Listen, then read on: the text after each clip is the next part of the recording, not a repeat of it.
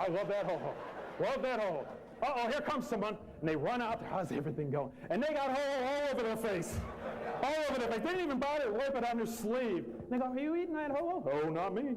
Not me. Must have been somebody else, you know, drive-by ho-hoing. You know? That's pretty good. I just made that one up. I'm the funniest guy I know, and I just wrote that down. I'm going to write that one down. A drive-by ho-hoing. What do you think, Jenny? We should probably put that on tomorrow night for Mr. Gates. Probably won't use that one either.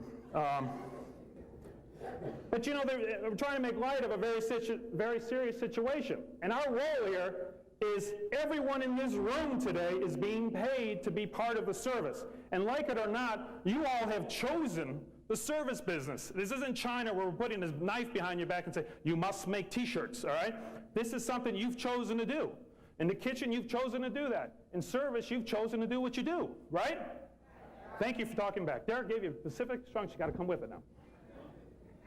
So nobody here. Now, the thing I don't understand is if you're in the service business and you don't like people, why the heck are you here? Huh? Why are you here? In America, you can wake up today and be a waiter, and tomorrow you can be a whatever. That's the great thing about America. So what I'm trying to say, if you want to work in our house, you got to like people. That's the bottom line of it. The defining moment when Cammy O'Nora is going to kiss me goodnight this Saturday night, the defining moment will not be determined by Ben Whitty like City. It's going to be determined by everyone in this room. When a guest walks up to you and says, hey, where's a ho-ho? Can I get a ho-ho? You don't have it on your face. You don't say, here on my cheek. That's the defining moment. You have to give good service. So what does that mean? No dancing for the next 4 nights. No night clubbing. Let's be point about it. You got to go home. As a matter of fact, you should be home anyways. But that's on church on Sunday. Come on back. All right? You've got to show up to work. You've got to show up to work. We're counting on each and every one of you here to be at work. If you don't show up, we're going to fail. That's how important you are. And you might be sitting there saying, well, I'm working in the kitchen. I'm slicing 10,200 turkey sandwiches, and my God, they don't need me. That Ben Whitty like City, he's fat and ugly. I don't need him. And all this other kind of garbage goop that's going around here, and I don't know what it is. I don't even know what I'm saying. I'm talking so fast. But the bottom line is, you've got to show up to work, and you've got to show up and do the best you can. Because if you think about it, 85% of us in this room are going to do a great job, right? 85%. But you know what? 98% of the Space Shuttle Challenger worked perfect. 2% failed. 98% was a great success. This is the best Microsoft water in the world. Damn, that's good. Lost my train of thought. 98%, thank you. What was it? See, that's just a trick to see if you're paying attention. Whoops. But there's 15% of us that I like to call the evil 15. All right? In church, if we were in church right now, there's an old saying in church, there's a Judas in every crowd. And the only way you're going to confront Judas, or to beat Judas, is to confront him. That's it. Anybody with me on that one? So the only way we're going to stop this evil 15 is for you to stop it. It's not a top management thing. It's not a bottom management thing. It's an all thing. And it starts in the elevator. It starts in the Getaway Cafe. It starts at the MARTA train station. It starts in the hallway, because I'm telling you, we're going to get all steered up here today, and we're going to feel real good. We got a phenomenal band here going, but people are going to walk out that door and be exactly the same jerk they were last year. Like it or not. And there's people in the room right now saying, man, I'm that jerk, you know? I'm that jerk. He's right. But there's 85% here that got to beat that jerk to bring it up to the 99 or the 100%. Right?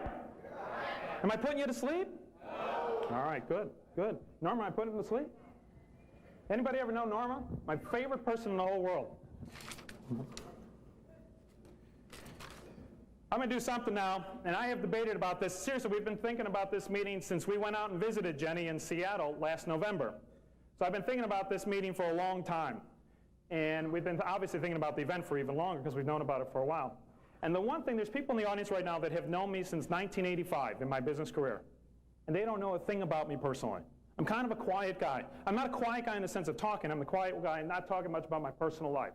I really am. Most people know I'm married because I have a wedding ring. Most people don't know if I got kids or not because I don't really talk about it. I really don't.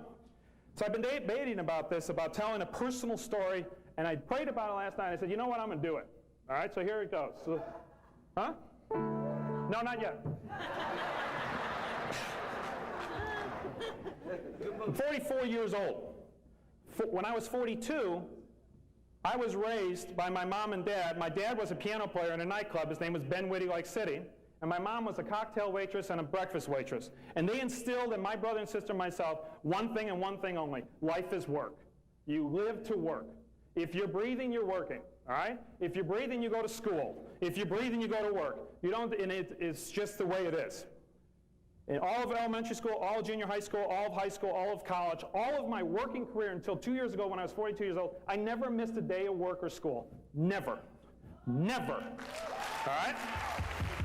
I had appendicitis operation when I was at the Dome. On a Friday night, I was back to work Saturday morning. I got a small W for that day. It's an internal joke. So 2 years ago, I was working here at work, and you ever work an event where you got inside your belly, you go, you know what, this doesn't feel like it's going to go well. And it was a small event out at the park, and it didn't go well. And it wasn't anything we did. Mother Nature just opened up, and Dorothy from Wizard of Oz came through and made Mark Banthas Park look like somewhere where Noah was working. So got a little sick, and Saturday and Sunday I was off. Monday came to work. I still wasn't feeling very good. On Tuesday, still wasn't feeling very good, came to work. And then Wednesday morning, I had to drive my boss, Phil, to work. And I got up that morning. I couldn't make it from my bed in the trailer to the bathroom. All right? And I called my boss and said, Phil, I'm sorry. I'm going to have to go to the doctor this morning, but I'll see you right after I'm done with the doctor. And he goes, okay. And went to the doctor and went to Kennestone Hospital. And imagine this scene. It was like Baghdad in there. There was about 150 people in a waiting room of 20. I said, oh, my goodness gracious, I'm never going to get in this place. So sure enough, they took one look at me and said, you know what? In about 7 seconds, I had more wires on me and more tubes in me. It was amazing, right? So finally that afternoon, the doctor comes in and says, you know what? You're sick. And you've got to have an operation on Monday, and that's the way it is. And you're going to be out 5 weeks of work. I said, what are you talking about, 5 weeks of work? I'm going back to work today. He goes, well, listen, you need to make a decision. You can't go back to work today. And he said this in the serious voice I've ever heard in my life.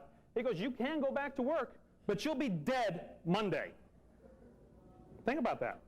I don't know how many people have ever had that sentence said to them before by a doctor, maybe a robber, or maybe somebody else, maybe a wife. If you go do that, honey, you're going to be dead. All right, maybe that's how. But a doctor said to me, a professional said, you can do whatever you want, but if you don't have the surgery, you'll be dead Monday. Wakes you right up.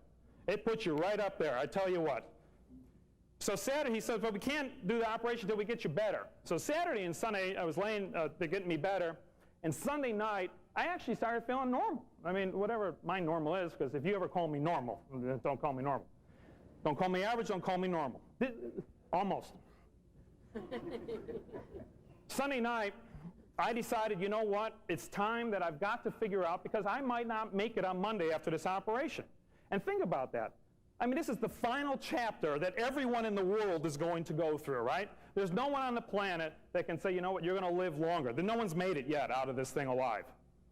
So I wrote down, and I wrote all of my leaders here at work, and I scribbled on a piece of paper everything that they needed to do to get through the week, right? Everything at work. Just had to stay focused on work. Then I had to sit down with my wife, and I said, you know, honey, this is my job at home.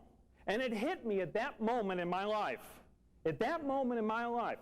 And if I start crying here, I apologize. We'll stop the tape and we'll start it over again. But at that moment in my life, I've done a lot of bad things in my life. As a dad, as a husband, as a person. But there's nothing I could do to change that. That's what I learned at that moment. So I wrote down all the things. Thursday night is trash night, and honey, this is the way I pay the bills. And guys, that's the funniest damn thing I've ever seen in my life. It's a reality show in itself. It's a shell game. Okay, Discover Card, Visa Card, Discover Card, Visa, Master Charge here. Okay, don't pay the rent, pay the rent. It's amazing. It's amazing. And whoever started this, whoever voted for Bush, cutting off the water bill on the third thing is bad. Hooking up the neighbor hose there and stuff, and got all mad about that. So I was explaining her all this, and she lost it, of course, and, you know, we're talking about some final moments here and how you're going to be when you're all this kind of stuff.